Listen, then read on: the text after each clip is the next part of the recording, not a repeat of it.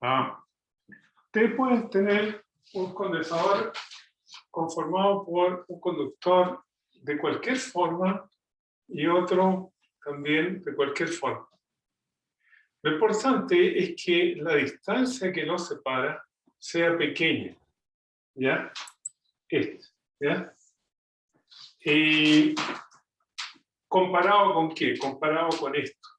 Comparado con el tamaño de los conductores, ¿ya? Ambos vamos del mismo tamaño, ¿ya? Entonces, esto es un condensador, ¿ya?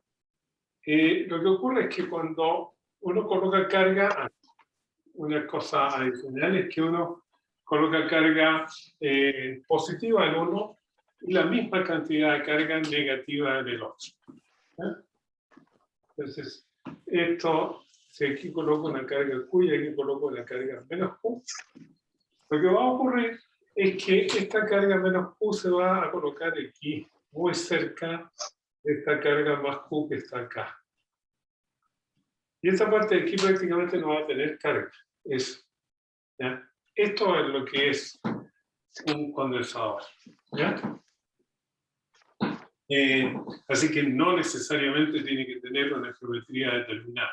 Lo esencial es que el condensador esté conformado por dos conductores que están colocados a una distancia muy pequeña comparado con su tamaño. Y eso va a permitir almacenar carga eléctrica porque permanentemente esta carga va a estar frente a esta otra, ¿ya? O sea, sacarla de ahí va a costar un poco, o sea, hay que colocar un tercer conductor donde vaya a ir esa carga para recibirse, ¿ya? Bien, nosotros vamos a ver primero un conductor plano, después vamos a ver un conductor esférico. Y ustedes van a saber cómo hacer el conductor cilíndrico rápidamente o algún otro, ¿ya? Bien.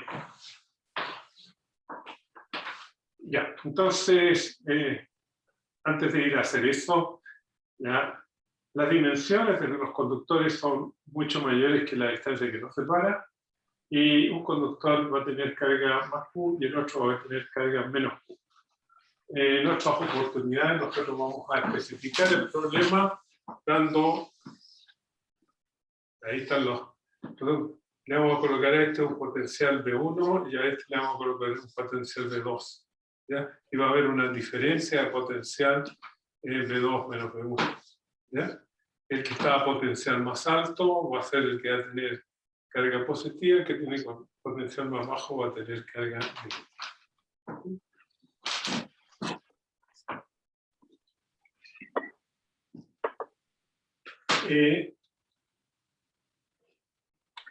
Entonces, el condensador de placas planas paralelas, una lámina que tiene, bueno, les voy a colocar por esta vez el lado A y el lado B. Ya, así va a estar. Y este es el lado A. Y esta distancia que los separa, esa distancia D, es mucho menor que A y que B. Eso. O sea, la lámina es mucho mayor que la distancia que la separa, ¿ya? Cualquiera de las dimensiones de la lámina. Entonces, a este le voy a colocar, por ejemplo, carga Q y a este le voy a colocar carga menos. ¿Viste? De lado, esta cosa es así.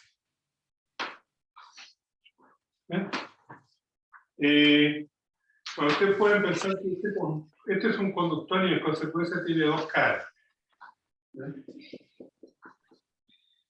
Y este otro conductor tiene también dos caras. Los bordes no van a ser relevantes, porque son muy grandes, son mucho mayores que esta distancia. ¿Qué va a ocurrir? La carga eléctrica que yo coloque en este conductor se va a ir a esta superficie realmente. Bueno.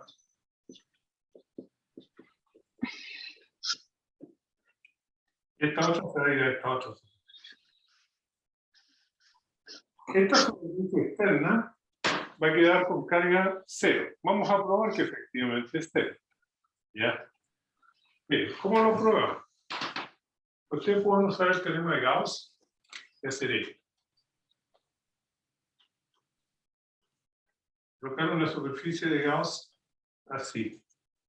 De tal manera que esta distancia que hay de aquí a aquí, llámenla ustedes esta área, S, es la misma que esta. ¿Eh?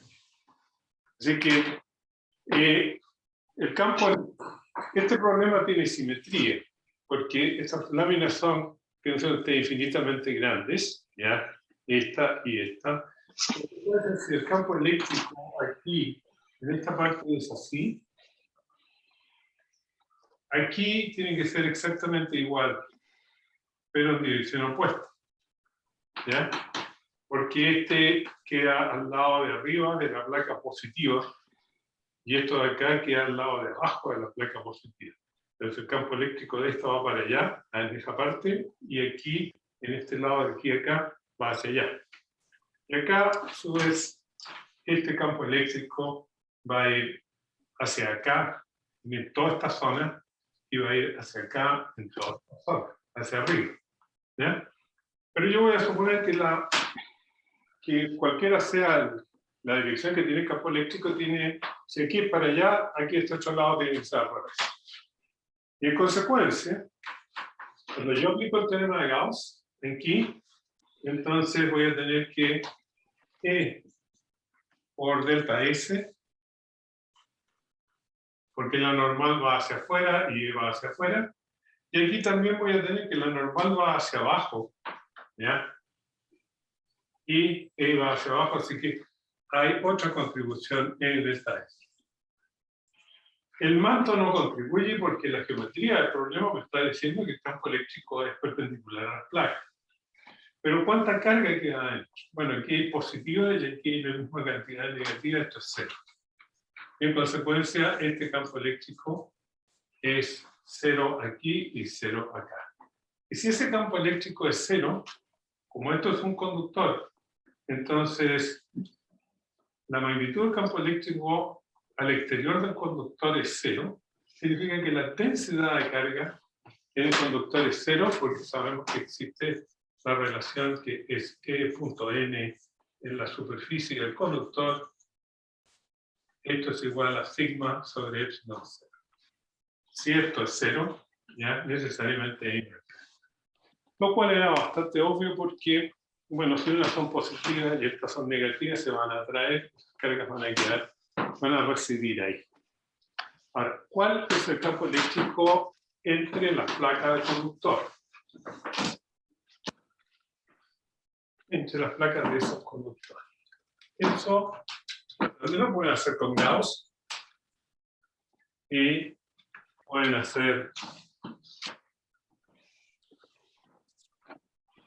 pueden colocar esta tapa de la superficie gaussiana dentro del conductor, donde el campo es 0, y esta otra tapa acá.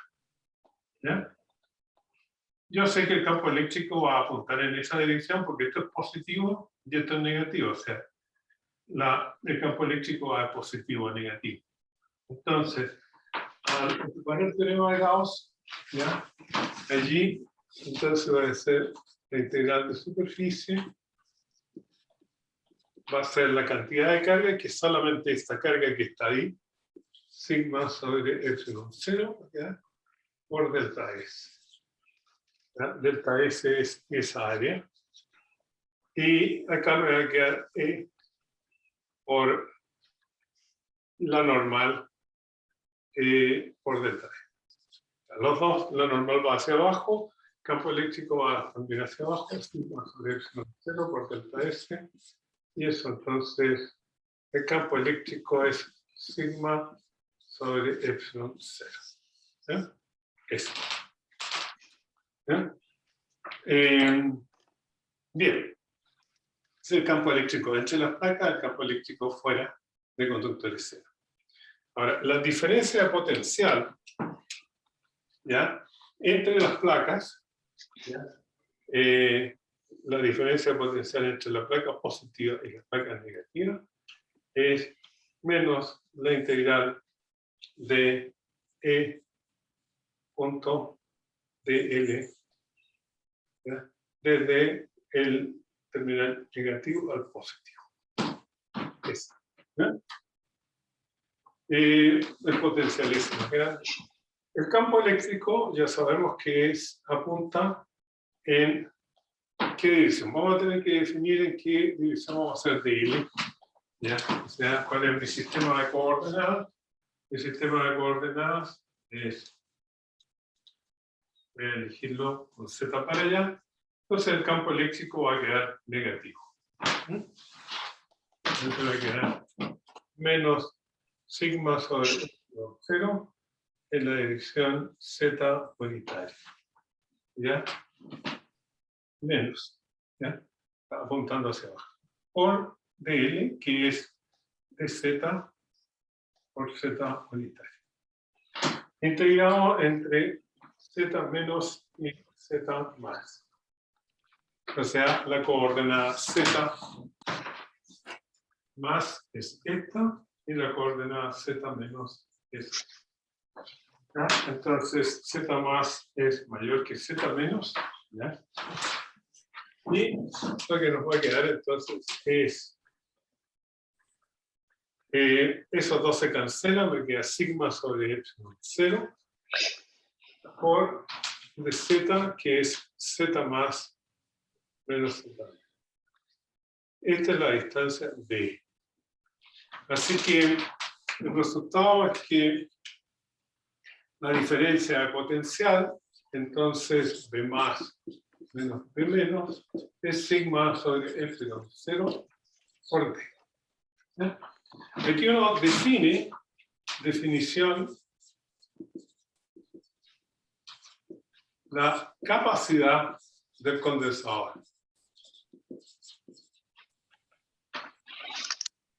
¿Ya? ¿Y cómo lo define? Como la razón entre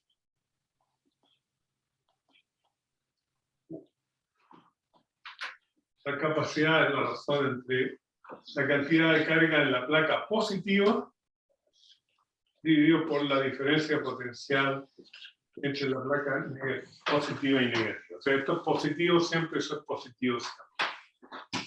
Y esto es la cantidad de carga en la placa positiva es sigma por el área, donde el área es A por medio, dividido por la diferencia potencial que acabamos de calcular, que es sigma sobre epsilon 0 por d. Entonces, se van a cancelar estas cosas y queda que esto es A epsilon 0 sobre d. ¿Ya? Ya. Esa es la capacidad del condensador. Y ustedes ven que no tiene sentido hablar de esto que se llama la capacidad, porque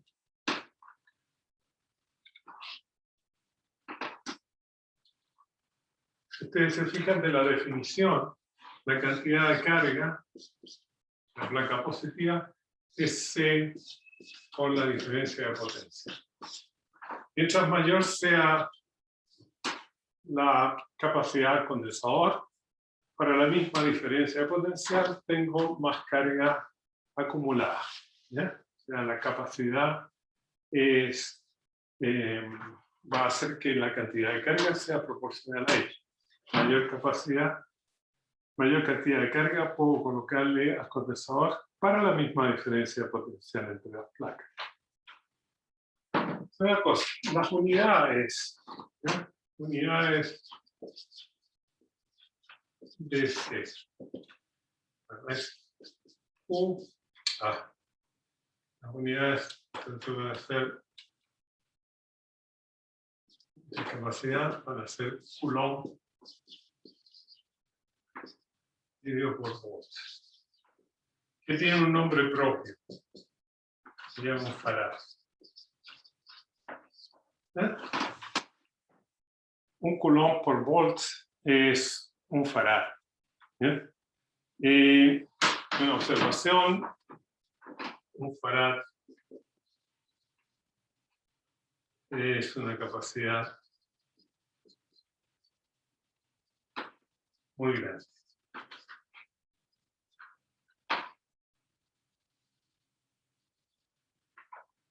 Los condensadores usualmente tienen capacidades que son milifarad o microfarad. ¿Ya? Un farad es una cantidad, es una capacidad enorme. O sea, un milifarad, 10 a la menos 3 farad. Y un microfarad, 10 a la menos 6. ¿Ya? Un picofarad, 10 a la menos 9. ¿Ya? Un femtofarad, 10 a la menos 15.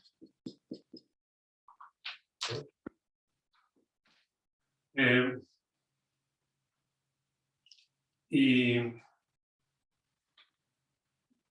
ya es hasta un pico aquí, este es un nanofarad. Estoy equivocado. Ese es un nano. Bueno, hay capacidades de todas de diferente tamaño. Los condensadores típicamente tienen capacidades de orden de microfarad, los que tienen en dispositivo electrónico, o microfarad, o sea, un nano. ¿Ya? Picofarad es aquí entre medio. Y a la menos 12.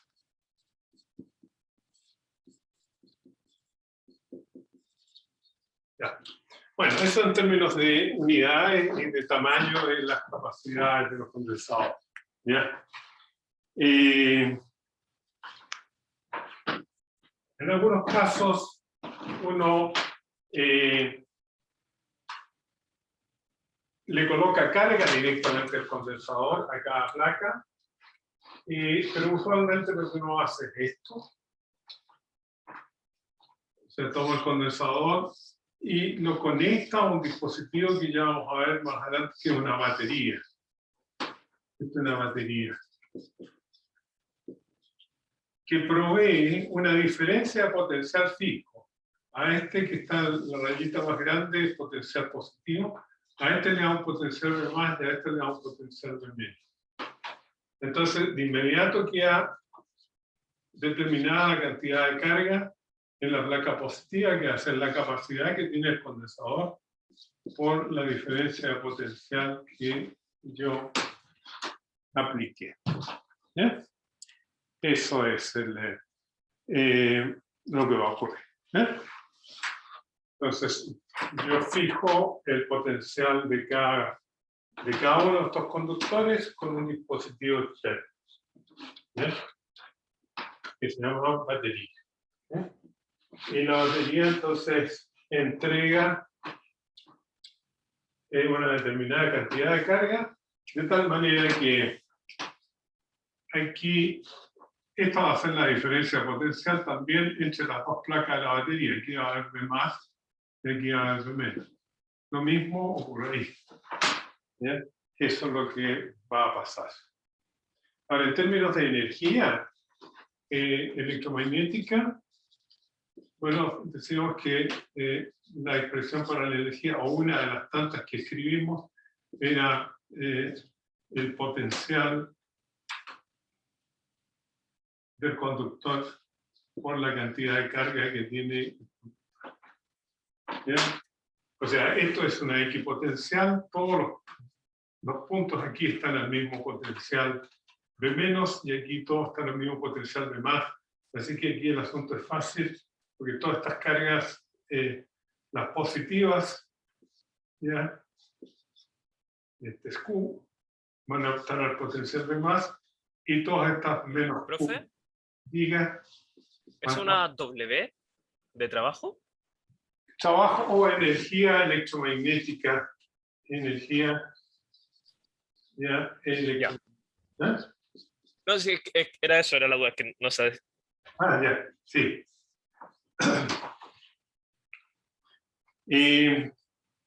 Ya, entonces la energía aquí va a quedar como un medio de Q por B más menos B menos. ¿Ya? También, si ustedes gustan, utilizando esta expresión, ¿ya? Pueden colocar que esto es un medio de Q cuadrado sobre C, ¿ya?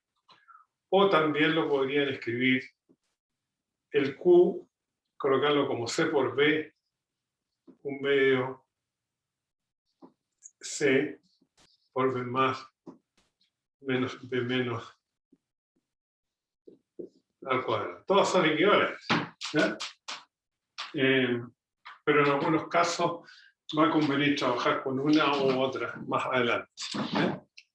Pero ustedes pueden expresarlo de diferentes maneras. Ese es el condensador de placas planas. Ahora podemos calcular ahora o estudiar el condensador esférico, ver cuál es la capacidad del condensador esférico, de qué parámetros depende. El condensador esférico está conformado por dos casquetes esféricos. Condensador esférico. ¿Qué es esto? Dos casquetes concéntricos conductores. Uno de radio interior A, otro de radio exterior B. Aquí entre medio hay epsilon 0 y esto es conductor. O bien, el puro casquete es conductor y el resto vacío da lo mismo. ¿Ya? Y este es un casquete conductor de radio interior B. Esto puede tener un ancho, ¿no? Tampoco es importante. ¿Ya? Porque yo le voy a colocar a este carga, supóngale a este le vamos a colocar carga Q positivo a este, y a este le vamos a colocar carga Q negativa. Bueno, la carga va a colocarse aquí, ¿ya? Porque se va a traer. Aquí el campo eléctrico en esta zona es 0. Y ciertamente acá también es 0, porque se ocupa el teorema de Gauss. Aquí la cantidad de carga encerrada va a ser más Q, más menos Q va a ser 0. ¿Ya? Y si existiera un campo eléctrico en el exterior, tendría que ser radial, pero no es. Así que el campo eléctrico que existe aquí es radial y apunta así. Entonces, en toda esta zona apunta así. Este es el campo eléctrico. Entonces, lo que queremos calcular es la diferencia de potencial y para eso primero utilizamos el teorema de Gauss y calculamos, usamos la superficie de Gauss de un radio intermedio, R, y calculamos el campo eléctrico ahí. ¿Ya? Bueno, ustedes ya saben hacer eso, porque como tiene simetría esférica, ya saben que toda esta carga es como si estuviera concentrada en el centro. Así que el campo eléctrico en esa zona es el campo eléctrico de una carga puntual. ¿Ya? Que el campo eléctrico en R entre B y A, es igual a Q dividido por 4 pi epsilon 0, R cuadrado, R unitario. ¿Ya? Y en este ejemplo va del conductor interior al conductor exterior. Si lo cargo al revés, también lo puedo hacer, lo mismo, excepto que el campo eléctrico va a apuntar hacia bien, entonces la diferencia de potencial entre la placa positiva y la placa negativa va a ser menos la integral desde la placa negativa o del conductor común. carga negativa a conductor con carga positiva, ¿ya? Del campo eléctrico, que es U dividido por 4 pi epsilon 0 R por R unitario, punto dr por R unitario. Eso, ¿ya? Entonces, eso me va a quedar Q dividido por 4 pi epsilon 0. Este producto escalar me va a dar 1. Me va a quedar la integral de R sobre R, ¿ya? R cuadrado. De R sobre R cuadrado, que es menos 1 sobre R, y ese menos se va a ir ahí. O sea que esto va a quedar 1 sobre R. Integrado entre el radio de la esfera con carga negativa, que es el de allá, es B, a el con carga positiva, que es A.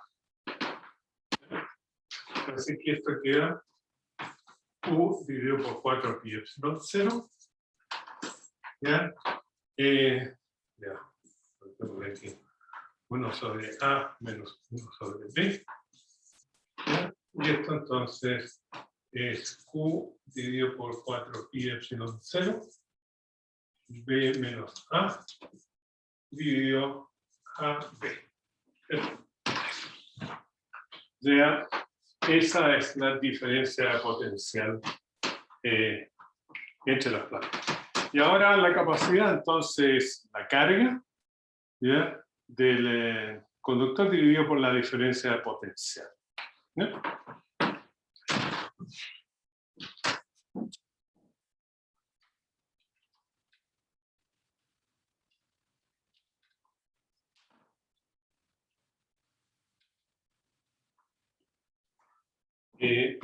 Entonces, capacidad va a ser la carga dividido por B más menos B menos, y eso va a ser Q dividido por Q B menos A dividido por 4 pi epsilon 0 A B, y ahí se cancela nuevamente la carga y queda que la capacidad es un objeto geométrico, se depende de la geometría del sistema, dividido por B menos A. ¿Ya? Esa es la capacidad de un condensador esférico, ¿ya? ¿Y qué se puede decir de ese condensador? Aquí se puede hacer un cálculo fácil.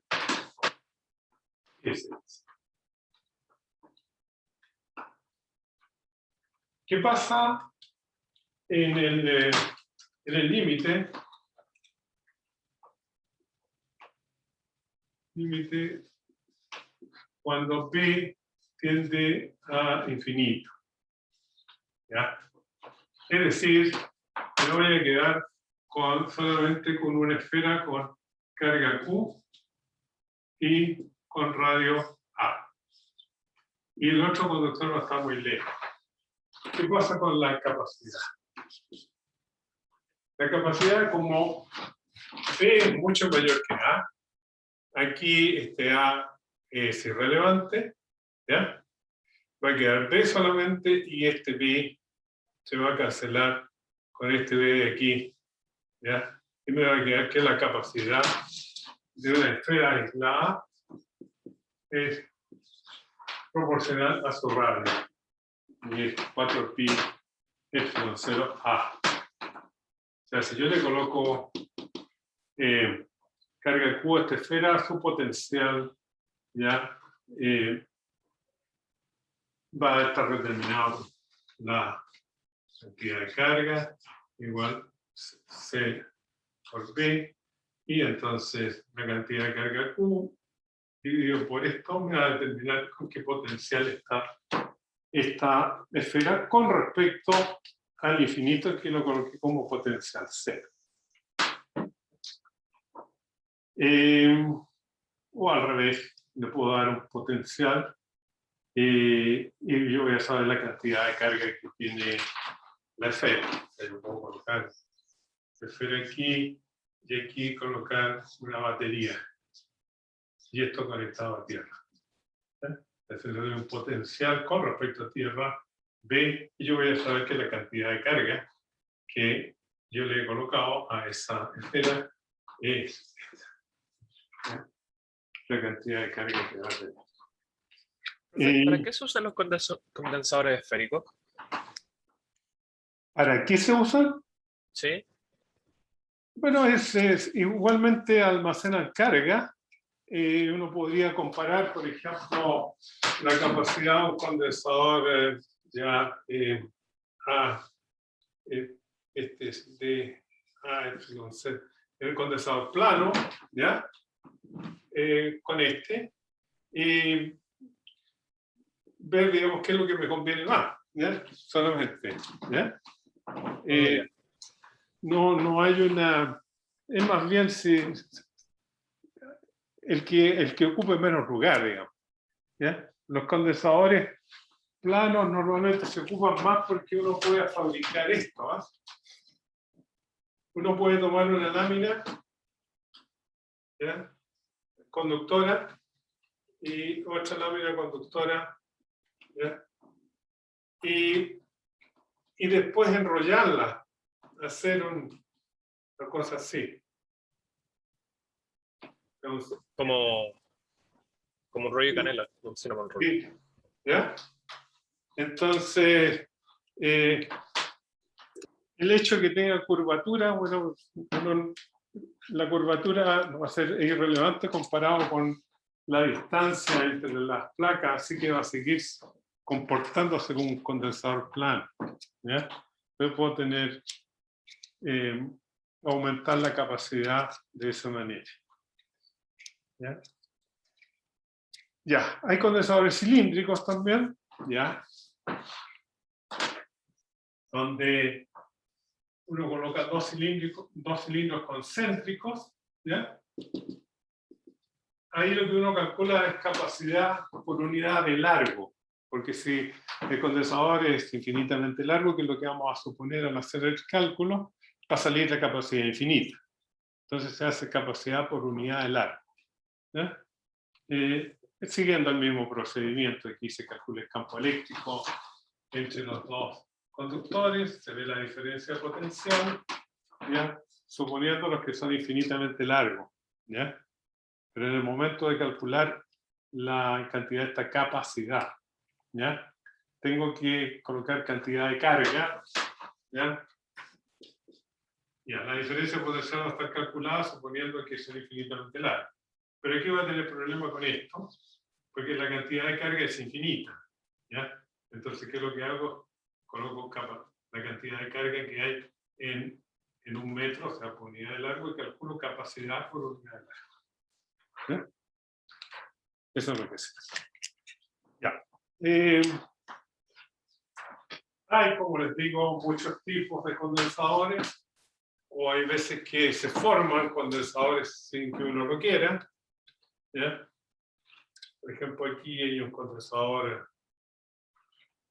Ustedes podrían tener esto, un condensador, una lámina, ¿ya?, y otra acá. En lugar de que sean paralelas, que formen un ángulo, ¿ya? Y a esta se le da una carga Q y a esta una carga menos Q. Bueno, en este tipo de condensadores, bueno, suponiendo que son muy grandes, ¿ya?, y este ángulo no es muy grande, este es un ángulo realmente pequeño, y aquí no están juntas, están separadas, de tal manera mantener diferentes potenciales. Entonces el campo eléctrico esencialmente va así, sigue un arco. Entonces es fácil entonces de calcular, porque la diferencia potencial yendo por esta línea, o por esta línea, o por esta línea, es la misma, ¿ya? Entonces eso me va a permitir calcular el campo eléctrico, ¿ya? Que va a depender de uno sobre... Bueno, esos problemas usualmente lo hacen en la clase auxiliar. Bueno, lo que me quiero referir ahora es a Otra forma de calcular el potencial o la diferencia de potencial utilizando la ecuación de Poisson. ¿Ya? Sea menos.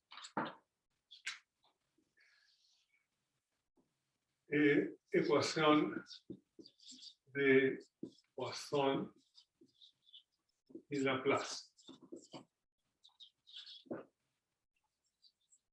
Bueno, nosotros habíamos visto que la divergencia del campo eléctrico es igual a la densidad de carga volumétrica dividido por epsilon 0. Si, ya, pero, ponemos aquí. Pero, siempre el campo electrostático es menos gradiente de una función escalar llamada potencial. ¿Ya? Y si reemplazo eso allí, entonces voy a tener que divergencia del gradiente, que es un vector, igual a, como este tiene un signo menos, aquí me va a quedar un menos ρ sobre epsilon 0. Y este producto escalar de estos dos operadores diferenciales es lo que llamamos un laplaciano de B igual a menos ρ R sobre epsilon 0. Ya. Esta es la ecuación de Poisson. ¿Ya? Y si yo soy capaz de integrar esa ecuación diferencial, entonces yo voy a obtener potencial y de potencial voy a obtener campo eléctrico. Dicho así, se ve bastante simple. El problema es que integrar la ecuación diferencial no es trivial, ¿ya?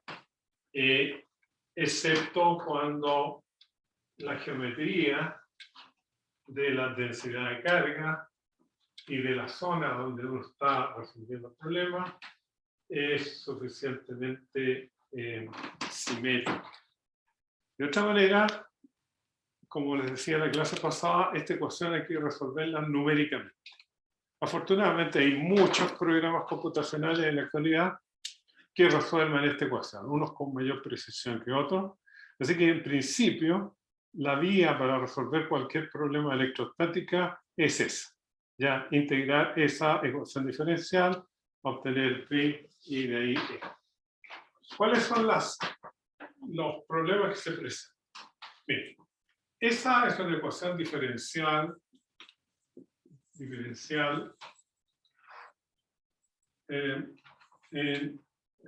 o con derivada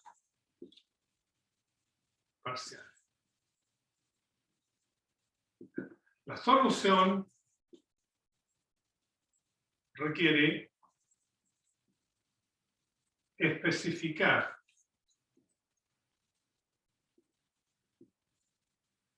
las condiciones del potencial,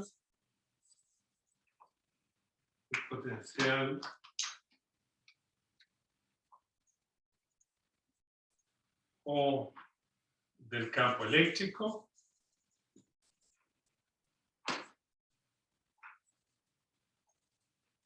en los límites de la zona donde se quiere calcular B. ¿Bien? Así en un cuadro, en un dibujo, que es más fácil de entender, es esto. Bueno, ya limita la zona. Profe, Diga. requiere conocer, o sea, requiere especificar las, ¿qué dice? Conducciones. ¿Dónde están? Requiere especificar las condiciones Condiciones. del potencial. Eso se llaman las condiciones de borde. ¿Ya? Condiciones de borde. Este es un una ecuación diferencial donde las variables son x, y y z, ¿ya? Entonces, hay que especificar esas condiciones de borde, que es el equivalente en una ecuación diferencial que depende del tiempo, donde uno coloca las condiciones iniciales, con t igual a 0. Aquí hay condiciones de borde. Entonces, uno resuelve, encuentra el potencial aquí, ¿ya? Al interior, y hay que especificar el potencial en cada punto del borde. O especificar el campo eléctrico en el borde, pero en cada punto hay una condición que hay que especificar, ¿ya? Eso vamos a ver que implica que esta solución del potencial es única, ¿ya? O sea, la solución de la ecuación de Poisson, ¿ya? Menos ρ. Aquí hay un ρ. ¿Ya? Es única para un conjunto de condiciones de borde dadas. O sea, si ustedes dan las condiciones de borde, las fijan en los bordes, la solución que ustedes encuentran de esta ecuación aquí es única. No hay dos soluciones para el potencial. Si cambian las condiciones de borde, sí van a tener otra solución. ¿Listo? ¿Ya? Ya, el potencial al interior de la zona depende no solo de que la función que encuentren satisfaga la ecuación de Poisson, sino que cuando esa función es evaluada en el borde, tiene que reducir su valor al valor que tiene en el borde, valor en la condición que se les coloca. ¿Ya?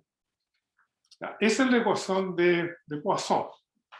La ecuación de Laplace es un caso particular que aparece con cierta frecuencia, y es cuando uno particularmente tiene esta situación. Tiene un conductor aquí, otro conductor acá, otro conductor acá, mucho conductor. En el infinito yo puedo suponer que este es un conductor que tiene potencial 0, ¿ya? Y esto tiene potencial B1, B2, B3 fijo. Lo único para que se vea usted que es fijo, colocar ahí una batería. Todos tienen este potencial B1, ¿ya? Está fijo por un dispositivo. En esta zona, ρ de R es igual a 0. ¿Ya? Entonces, la ecuación de Poisson es esto. No hay densidad de carga entre... Las densidades de carga están sobre la superficie de los conductores, ¿ya? Y en consecuencia lo que hay que resolver es este problema, ¿ya? Donde ρ es 0 y le llamamos esta ecuación de Laplace. ¿Ya? Las condiciones de borde siempre quedan. En este caso sería condición de borde que por allá el potencial es 0, y en estos bordes, pues la zona donde estoy resolviendo es esta, que está entre los conductores, y el potencial sobre este conductor se tiene que reducir a B1, sobre este conductor se tiene que reducir a B2, y este es B3. Porque recuerden que los conductores son superficie equipotencial. O sea, cualquier punto de esta superficie está potencial B1, lo mismo que esa está potencial B2 y esta potencial B3. Eso es el típico problema de electrostática general. ¿Ya? Haya conductores o no haya conductores. Si hay conductores, el problema se simplifica un poco, debido a que yo no tengo que especificar en cada punto de esta superficie el potencial, dado que están todos al mismo potencial. ¿Ya? Pero en un problema de electrostática en general, yo tendría que especificar el potencial ahí, en todas partes de ese borde, para que la solución fuera, se pudiera construir, porque se requiere eso. Preguntas sobre esto. Yo ahora les voy a hacer un ejemplo simple. Ya voy a repetir el condensador de placas planas, pero lo voy a resolver con la ecuación de Laplace. Voy a tener dos conductores, ¿ya? Y me interesa saber el potencial entre las dos placas. Las condiciones de borde van a ser que una placa está a un potencial B1 y la otra potencial B+, y la otra está a un potencial B-. ¿Ya? Bien. Después vamos a ver algún ejemplo un poco más complicado. Pero este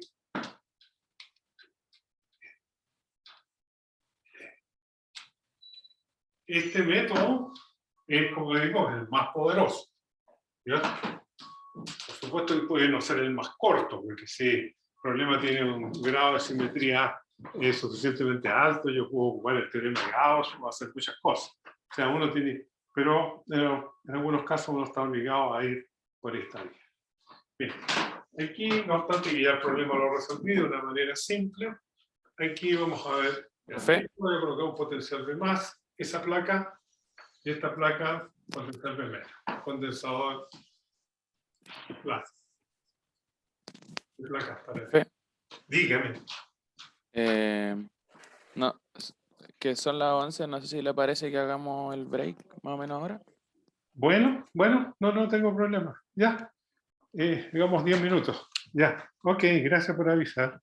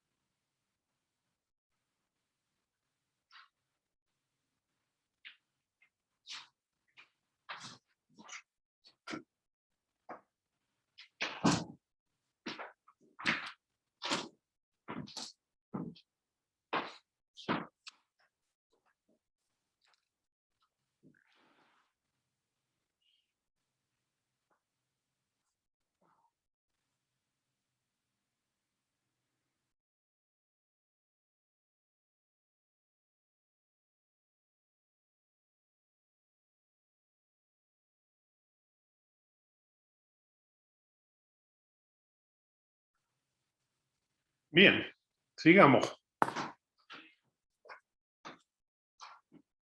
La idea entonces es encontrar el potencial aquí, ¿ya?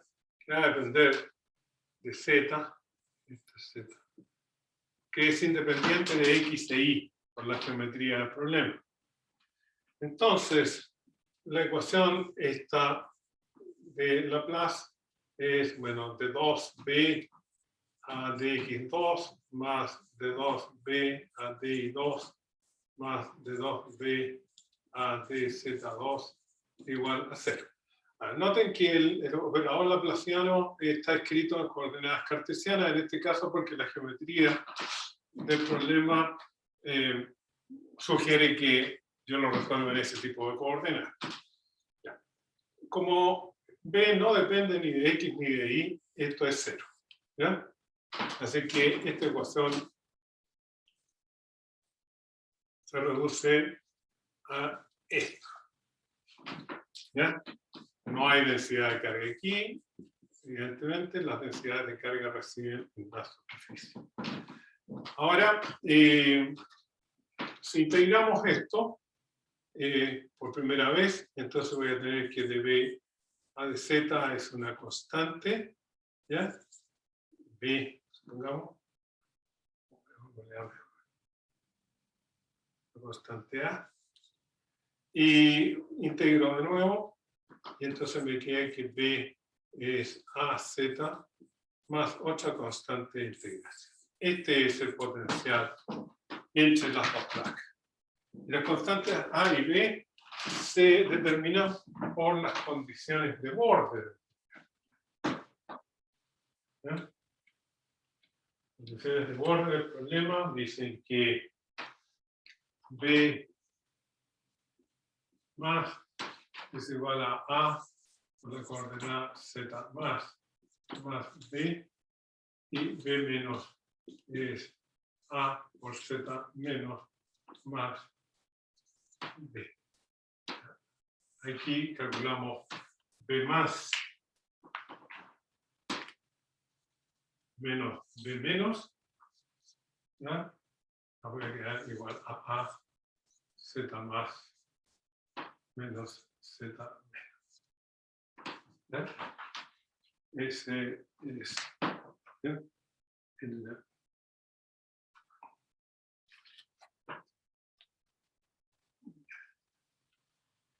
Y Z más menos Z menos es D. ¿Ah? Por D. Más menos.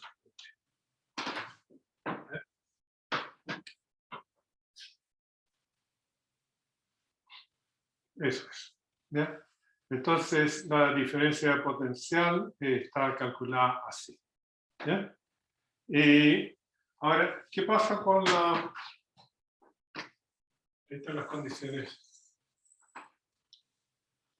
de borde del problema? Z más y Z menos son conocidos. ¿Ya? Bueno, aquí tengo dos cosas que son incógnitas, el A y el B. ¿Ya? Pero este Z más es conocido, este Z menos conocido, esto es conocido. Ya esta ecuación me permite calcular B más y B menos, y me permite calcular la constante B también. ¿Ya? Ok. Ahora lo que yo quiero calcular es la capacidad del condensador, que es la cantidad de carga dividido por la diferencia de potencial B más. Ahora, la densidad de carga sigma en la placa positiva es menos dB a de Z. Este es el campo eléctrico en el espacio entre las placas, evaluado en Z igual Z más. ¿Ya? Eso es el campo eléctrico, la densidad de carga que hay ahí, ¿ya? Y B más menos B menos, ¿ya? O sea, dB menos dB a de Z es menos A. Sigma sobre epsilon 0.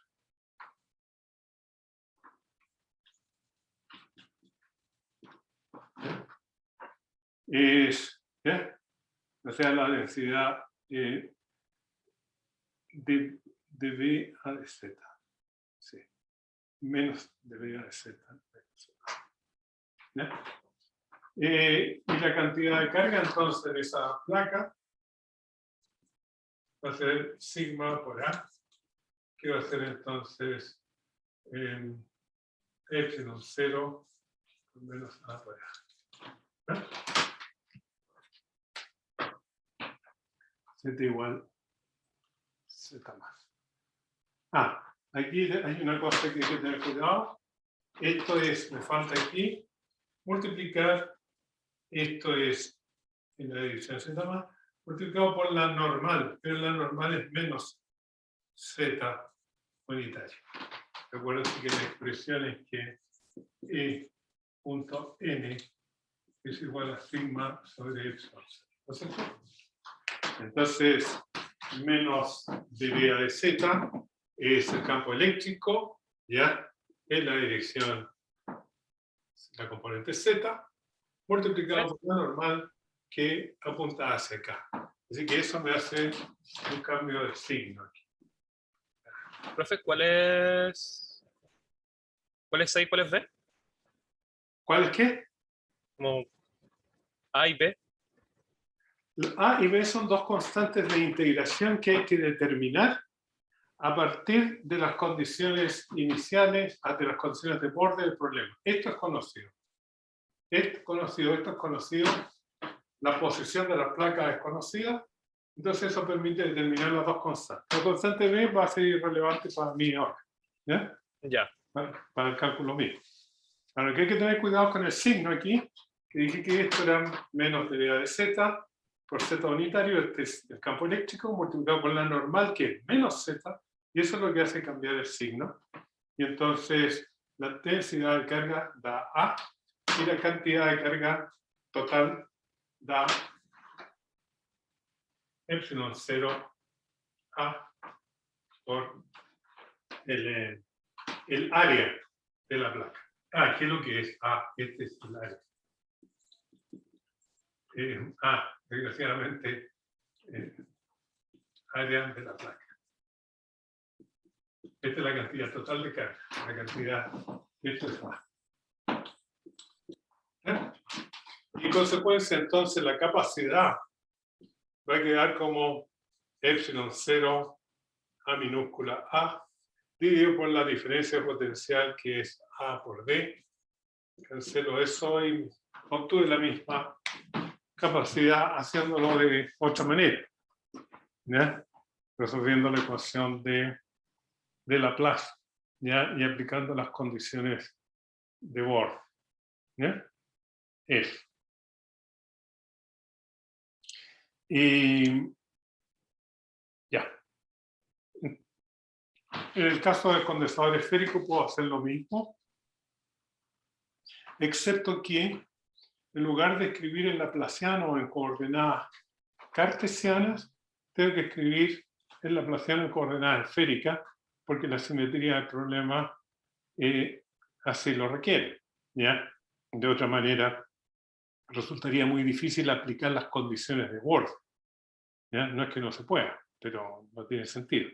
Así que uno ocupa coordenadas esféricas porque uno sabe que en R igual a A todo está al mismo potencial y en R igual a B está todo al mismo potencial, y uno entonces puede resolver el problema por esta misma vía. Bueno, ¿alguna otra pregunta?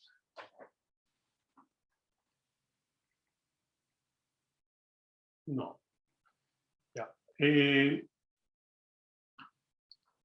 Entonces, si me acuerdo, ya. voy a solicitar al profesor auxiliar que le resuelva el problema de condensador esférico y cilíndrico con este método de Laplace, para que se habitúen un poco, ¿ya? Problemas relativamente simples. Ya. Ahora lo que quiero probarles es que la solución de la ecuación de Laplace o de Poisson son soluciones únicas para determinadas condiciones de borde. Ya, en otras palabras, al revés, para condiciones de borde dadas, la solución es única. Eso se llama teorema de unicidad y resulta ser muy poderoso por diferentes razones que voy a ir mostrando. ¿Ya? Mire,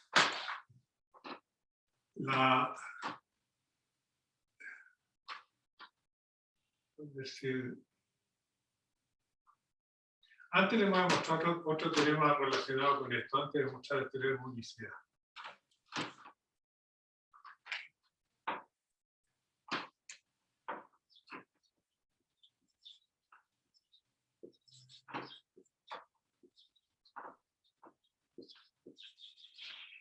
El teorema de Earnshaw dice lo siguiente: no es posible que en una región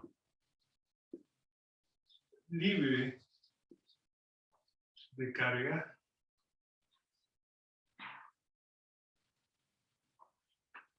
no es posible que en una región exista un punto de equilibrio estable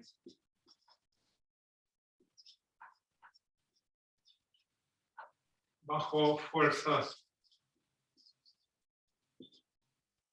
puramente electrostáticas.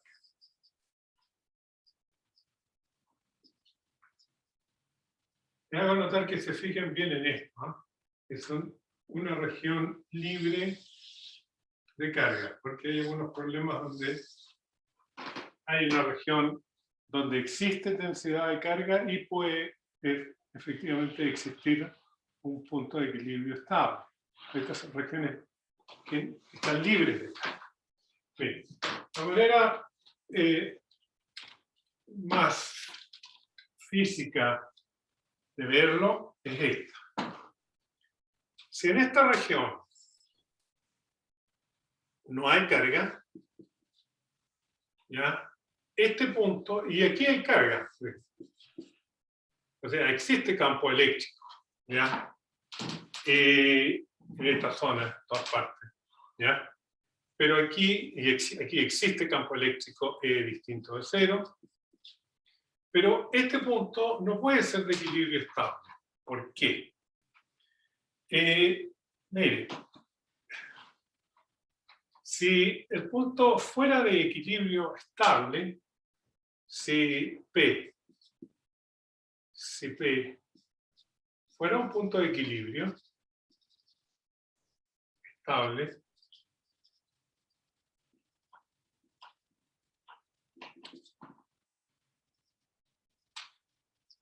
significa que si coloco una carga de prueba, no es carga de la distribución, esta es una carga de prueba, ¿ya? Donde la coloco ahí, pero manteniendo la densidad de carga en todas partes absolutamente fija. Significa que si se coloca una carga de prueba, eso para detectarse cómo es el campo,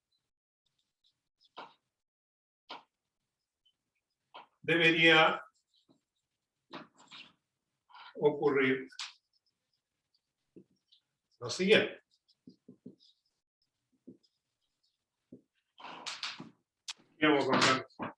Aquí está el punto de equilibrio estable. Entonces, si supongamos que el campo eléctrico, que la carga que yo coloco es positiva, U mayor que 0. ¿Ya? Entonces, si yo desplazo la carga a este nuevo punto, ¿ya? La coloco ahí, aquí la fuerza es 0. Fuerza igual a Q por E. Q por E, 0. Si el equilibrio estable y yo lo desplazo para allá, tiene que aparecer necesariamente una fuerza hacia acá. Porque tiene que retornarlo al punto de equilibrio. ¿Ya? Y si yo desplazo a esta carga para acá, a la carga Q, tiene que aparecer una fuerza que me la lleve para allá. ¿Ya? Y si la desplazo para acá, tiene que aparecer una fuerza para acá. Como la fuerza es el campo eléctrico por la carga, significa que el campo eléctrico en esta zona tiene que tener esta forma para que este punto sea de equilibrio estable. ¿Ya? En todas partes, en la vecindad de ese punto, el campo eléctrico tiene que ir hacia el centro. Pero aquí no hay carga. La carga que yo estoy colocando es una carga de prueba para ver cómo es el campo, qué forma tiene. Este es el campo creado por todas las demás ahí. Y ese campo tiene que ser de esa forma. ¿Ya? Pero si es así, si ese campo es así, yo puedo colocar aquí, ocupar el teorema de Gauss, y veo que la integral de E punto ds ya es distinta de 0, porque todos están apuntando hacia adentro. ¿Ya? El flujo es distinto de 0. Pero yo sé que aquí no hay carga. Entonces eso es, no es consistente con que no hay densidad de carga ahí. Así que esta situación no puede ocurrir. O sea, no puede existir una situación como esa si aquí no hay densidad de carga. ¿Ya? Entonces, eso es lo que dice el teorema de Earnshaw. ¿Ya? No puede existir esta situación. Aquí no puede haber un punto de equilibrio estable. Ahora, si aquí hay una densidad de carga uniforme, ¿ya? En esta zona, entonces es posible que esta carga pueda oscilar con respecto, ¿ya? Pero en estas circunstancias donde ρ es igual a 0 aquí, eso no es posible, ¿ya? Entonces no es posible, no es posible esa disposición de línea de campo. Y además esto está de acuerdo con lo que ustedes conocen, en el sentido de que si las líneas de campo mueren ahí porque aquí este cambia bruscamente de dirección, necesariamente aquí tiene que haber una carga. O sea, para que esto ocurra, aquí tendría que haber una carga. Si ahí no hay carga, esto no puede ocurrir.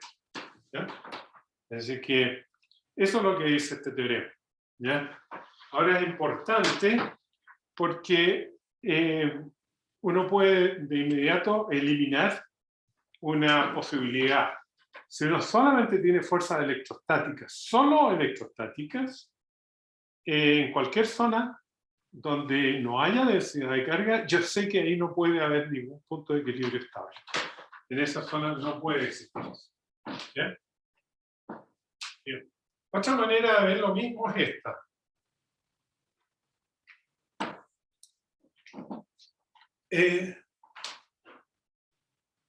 En la zona que se analiza,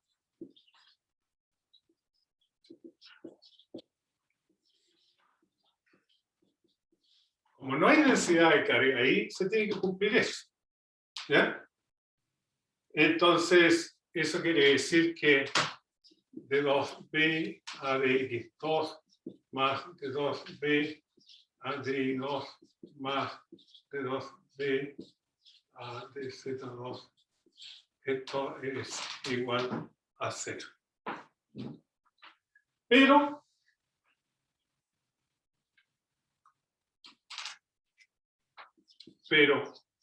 si el punto fuera de equilibrio estable,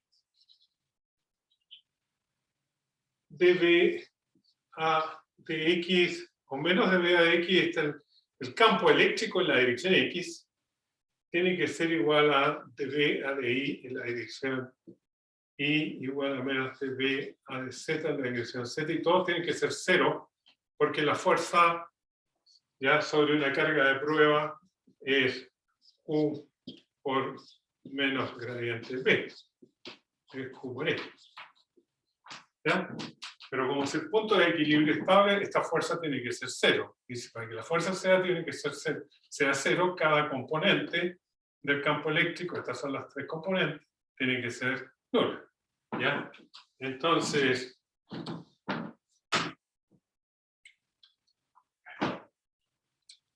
pero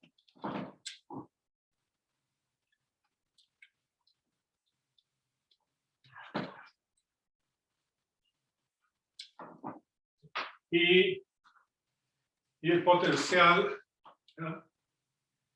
Y en ese punto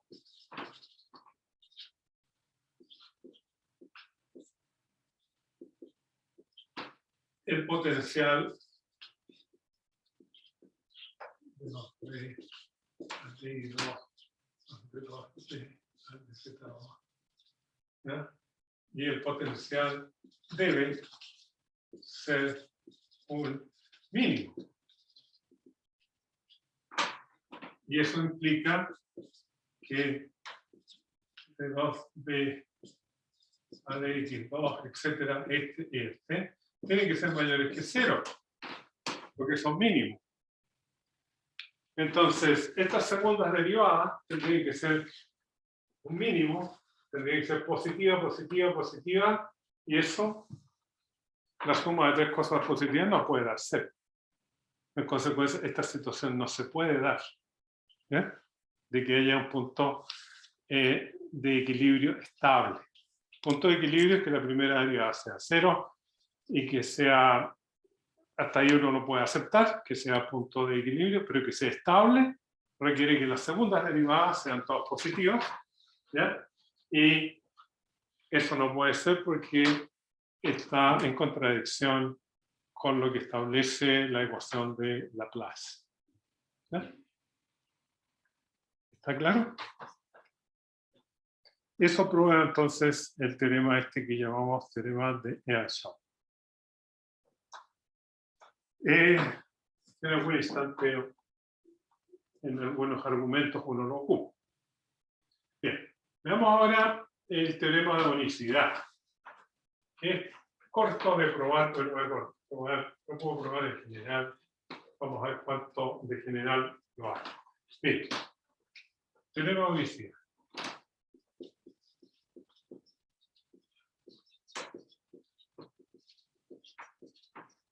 Esta es mi región del espacio. Este es el potencial. Y aquí la densidad de carga. Este es el borde. ¿Ya? Y entonces se tiene que cumplir que el laplaciano del potencial voy a suponer 2 soluciones distintas, B1 y B2. B1 de X y B2 de X, soluciones en principio distintas. Vamos a probar que son iguales.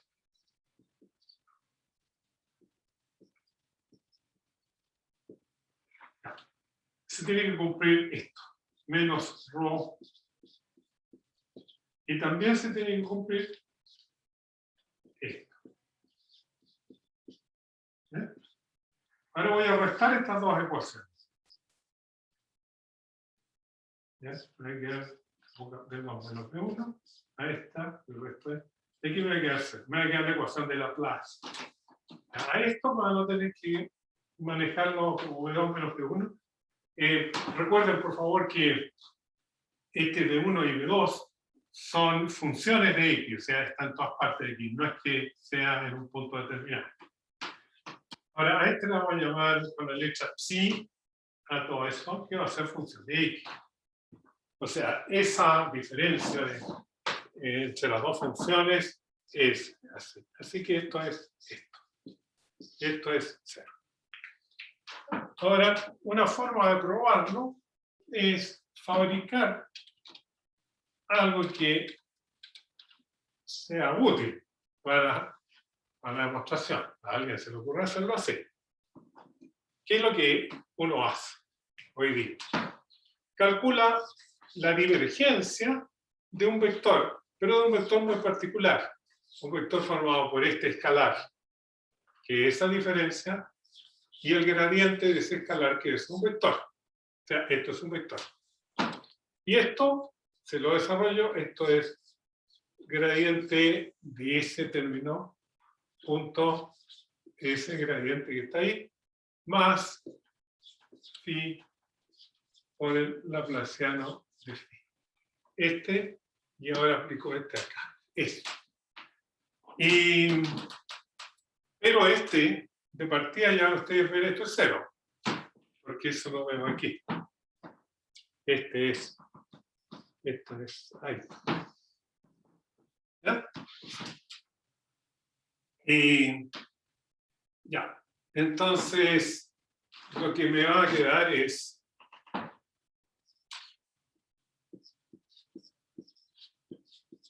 y voy a integrar esto sobre todo este volumen.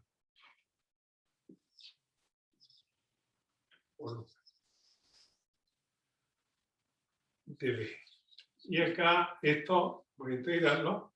Este graf de, esto es el campo eléctrico al cuadrado. ¿Ya? Sobre todo el volumen. ¿Ya? Así que, ya, eso es lo que me queda aquí, ¿ya? El campo eléctrico. Pero resulta que, ¿cuáles son las condiciones de borde? Condiciones de borde para phi.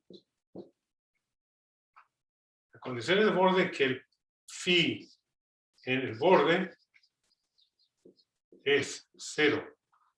¿Por qué? Porque esta función es la diferencia entre esta y esta. Esta satisface las mismas condiciones de borde que esta. O sea, cuando yo evalúo esta en el borde, tiene que tomar el mismo valor que esta. En consecuencia, las condiciones de borde sobre esta función es que esa función se anula en el borde. ¿Ya? Esa es la condición de borde para esto. Y entonces, esto me permite utilizar esa condición con ventaja aquí. Esto lo puedo transformar de acuerdo al teorema vectorial de Gauss en una integral de superficie. Este es un vector, es la superficie que rodea el volumen. ¿Ven?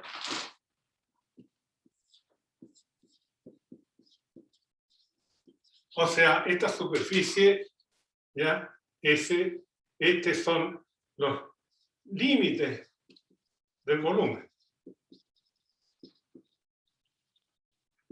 ¿Ya? Y en los límites del volumen, esta función es 0. 0 sobre S, sobre los límites. Entonces, coloquémoslo cerrado porque el espacio es cerrado. O sea, como esta es una integral de superficie, y este término es siempre 0, ya sobre la superficie, quiere decir que este lado es 0. Y lo que me está diciendo entonces que esto es nulo. ¿Ya? Pero el campo eléctrico es nulo. O sea, la magnitud del campo eléctrico es 0. ¿Sí? disculpen, aquí. Esto lo tengo mal. Bueno, voy a definirlo así, para que sea más fácil. Este es menos grad phi. ¿Ya? Eso es lo que voy a decir. Y este grad phi es menos gradiente de B2 menos B1. Entonces queda, estos son un campo eléctrico menos grad menos. Esto es el campo eléctrico que se genera de ahí, lo vamos a llamar así, porque yo ya usé la otra letra de ahí mal, vamos a poner así. Y este va a ser. Estos campos eléctricos tienen que ser iguales porque el problema físico tiene una sola solución. ¿Ya? El campo eléctrico tiene que ser el mismo en ambos casos. ¿Ya? Y esto significa que E1 igual E2. O sea, por cualquiera de las dos vías, ¿ya? Tengo que el campo eléctrico tiene que ser el mismo, y eso entonces implica que B1 o B2, o B1 menos B2, tiene que ser igual a lo más a una constante. ¿Ya? Porque este es el gradiente. ¿Ya? Aquí lo puedo ver. Esto implica, si esto es 0, si E igual a 0, porque está ahí, esto va a implicar que phi es igual a una constante, porque es el gradiente de una función, esa función tiene que ser constante. Si es constante, es eso. ¿Ah? Ahora, si la condición de borde sobre esto es sobre el potencial, o sea, yo doy el potencial, yo sé que este potencial se reduce al mismo valor que este, y esta constante es 0, porque phi en el borde es 0. Implica que la constante es 0, y eso significa que B1 igual B2. O sea, cuando la condición de borde es sobre el potencial, se da la condición de borde sobre el potencial, yo de inmediato veo que las dos soluciones son idénticas. Si la condición de borde no es sobre el potencial, sino que se da la carga, o la densidad de carga aquí, o sea, se da el gradiente, ¿ya? Entonces, B1 y B2 pueden diferir en una constante, pero eso es irrelevante porque lo que se mide es el campo eléctrico, que es el gradiente del potencial. Hay muchas maneras de dar esta condición de borde. O se da el potencial, o se da la densidad de carga, o en una parte se da la densidad de carga, en otra parte se da el potencial. Bueno, hay una gama de problemas. Un resumen. Uno ha probado que en electrostática la solución para el potencial es única. Hay un solo potencial, que yo, si quiero, lo adivino. Si yo adivino el potencial, de alguna manera, ¿ya? ¿Cómo puedo convencer a la gente de que eso está bien? Bueno, primero, la expresión para el potencial que yo encontré tiene que satisfacer la ecuación de Poisson. Ya, yo demuestro que satisface. Y segundo, tengo que demostrar que esa solución toma el valor correcto en los bordes. Eso es todo. Es decir, mi solución, que yo ya saqué del bolsillo, ¿ya? Cumple con eso, nadie me puede alegar que esa no es la solución. Esa es la única solución que existe. ¿Ya?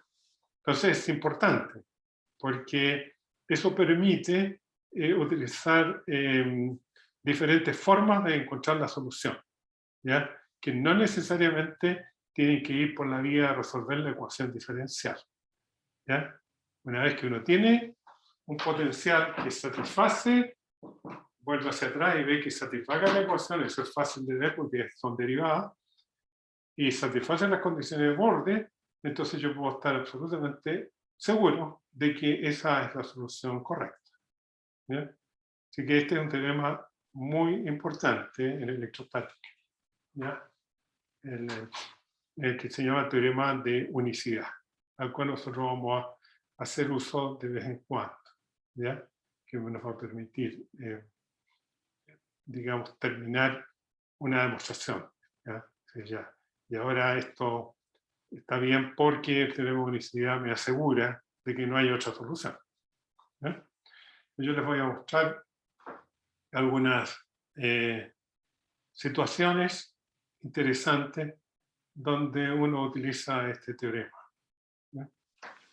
A ver, ya creo que llegamos hasta aquí, porque ya la hora ya me pasé.